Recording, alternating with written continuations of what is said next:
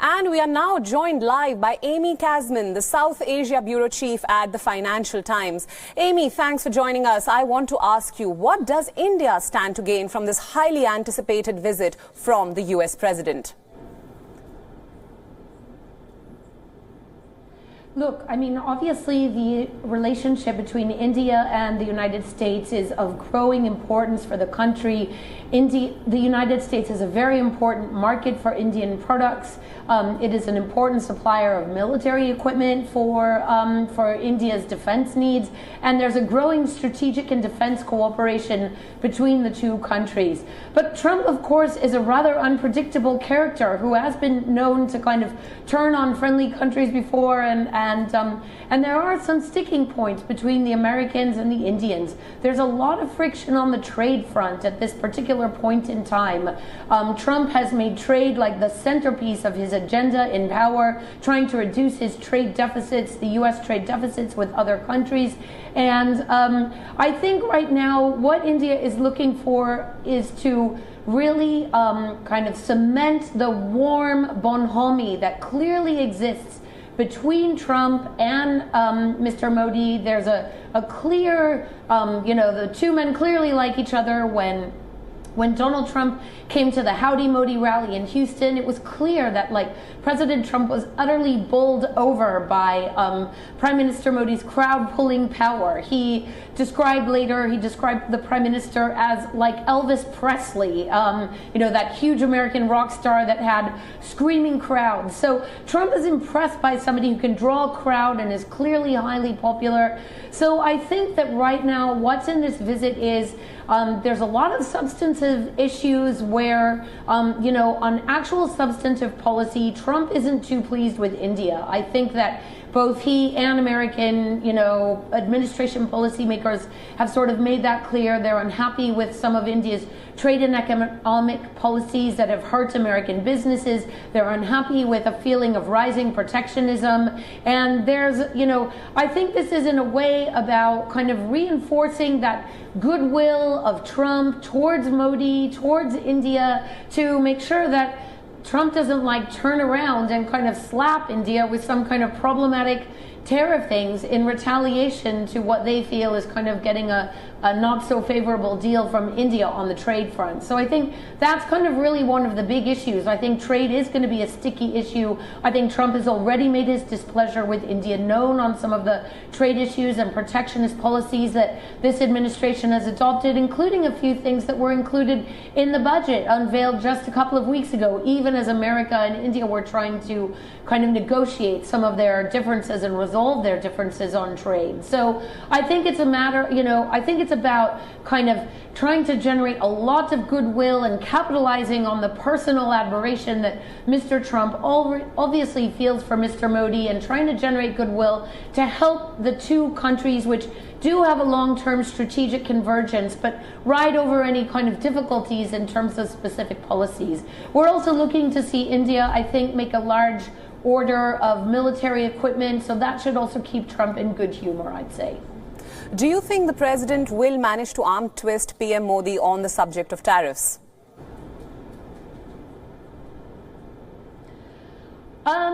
I don't know. I mean, it's unclear whether, I'm not expecting that there would be any concrete trade deal kind of reached at the the sort of 11th hour trade deal reached. But I do think that Mr. Trump is likely to make his displeasure known. It's a core issue for Trump, and we've seen how hard he's been willing to go against. I mean, he has played serious hardball with China, and so I think, of course, objectively speaking, India's trade deficit with the U.S. is meager compared to the humongous imbalance in trade between the U.S.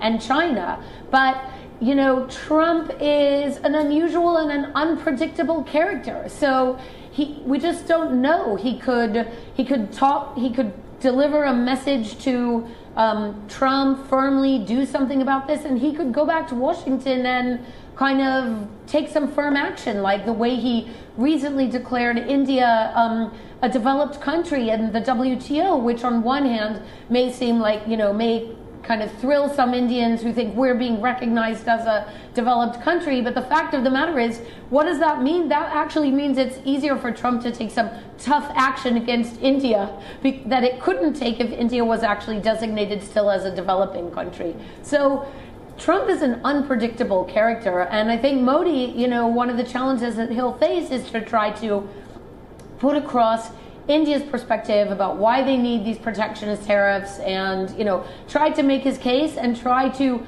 prevent Trump from doing something hostile. You can't miss out on the fact that the U.S. Washington withdrew India from the GSP tariff preferences just 1 week after Modi was reelected. It was a real strong signal of, that America was fed up and, okay, maybe they like India and their strategic convergence, but they want these issues addressed. And I think that Trump is a bit of a wild card, and he's unpredictable, and he will say what he feels like when he feels like, and he goes off message. So it's hard to say how this will really all play out, and that's really going to be, I think, one of the challenges for Mr. Modi, is trying to convince President Trump that not to come hard against India. And I think there's two ways. I'm sure that in the talks he'll try to explain India's point of view and explain India's development challenges and talk about the kind of issues that India is facing. And on the other hand, he's going to try to give him this amazing rally, which we all know that Trump really likes, and hope that buys some goodwill and buys some time so that the two sides can finally, eventually kind of resolve these differences rather than see an escalating trade confrontation. Amy, my final question. Can we also expect discussions on Kashmir, Indo-Pak relations, or the newly enacted Citizenship Amendment Act, and all these issues India says are strongly its own business? Yeah, so that's also very interesting. The administration sources have already been telling us that President Trump does intend to raise some of these issues about religious freedom. I think an important thing to remember, and that may be sometimes underappreciated in India, is the extent to which President Trump draws a strong support from the evangelical Christian base in America, which is very, very powerful and influential. President Trump, who may not be such a serious Christian himself, but he's made a strong political calculation to play to that particular gallery. It's affecting a lot of his decisions on judges. So he considers the evangelical Christian base, a really strong part of his core support. And if you've been paying any attention at all, I can tell you that evangelical Christians are concerned about freedom of religion issues in India. There's a feeling that, Christians may be kind of getting the short end of the stick and, under pressure and kind of facing some difficulties and, in kind of out in kind of remote areas where Christian missionaries may be running into, members of the Sangh Parawar who don't take kindly to what they're doing. So that's actually an issue that has exercised evangelical Christians in America. They're watching it closely. They have strong links into the administration. And so that is an issue that I think may well come up. It's not something on the central agenda of the Indian discourse, but I think it's there very much in the kind of right-wing Christian discourse in America politically. In terms of Kashmir, we've seen that Trump has before, in the presence of Imran Khan, offered to publicly mediate between India and Pakistan and Kashmir. He fancies himself the great negotiator and the great deal maker, and thinks, well, I like Imran Khan and I like Prime Minister Modi, so why don't we just all sit down together and, let's just talk this out and solve the situation. So it's entirely possible that Trump, either in the private talks or even in the public, discourse, could say something reiterating things that he's already said before. And I think, the Indians will also have to be careful how to handle it. Trump, Trump is a different kind of politician who says what comes to his mind at the time that it comes to his mind. Sometimes his administration handlers may not be that pleased with it.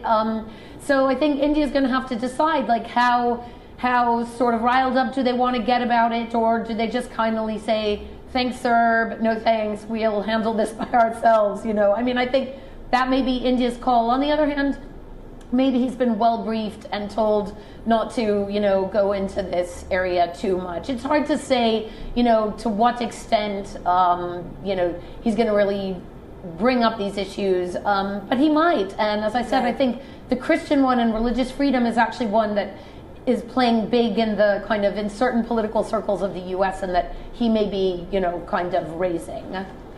All right, Amy, thank you for those insights.